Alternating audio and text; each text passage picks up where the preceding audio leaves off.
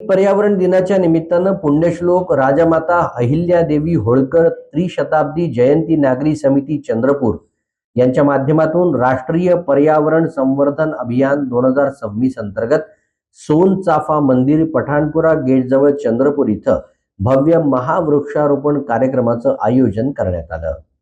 कार्यक्रमाचं उद्घाटन आमदार सुधीर मुनगंटीवार यांच्या हस्ते झालं।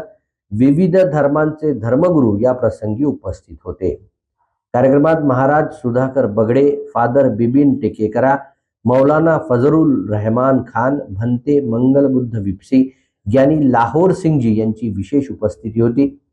सर्व धर्मीय प्रतिनिधींच्या सहभागातून पर्यावरण संवर्धनाचा संदेश समाजापर्यंत पोहोचवण्याचा एक महत्त्वपूर्ण उपक्रम लक्षवेधीस ठरला। वाढतं प्रदूषण, हवामान बदल आणि पर्यावरणीय असंतुलन या गंभीर आव्हानांसमोर आपण उभे आहोत।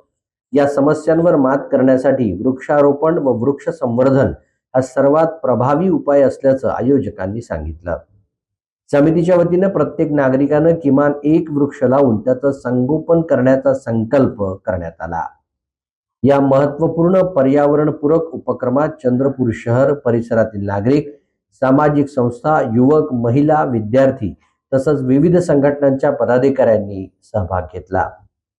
उपस्थितांनी एकात्मतेचा संदेश देत परिसर अधिक हिरवागार करण्यासाठी पुढाकार घेण्याची प्रतिज्ञा व्यक्त केली। या ठिकाणी सामाजिक संस्थांच्या सोबत पर्यावरण दिवस साजरा करत सर्व धर्म प्रमुखांनी, धर्मगुरूंनी पर्यावरण दिवसाच्या निमित्ताने एक संदेश वृक्ष लावण्याचा दिला आहे। प्रत्येक धर्माच्या धर्मगुरूंनी आज इथं वृक्षारोपण कार्यक्रम केला।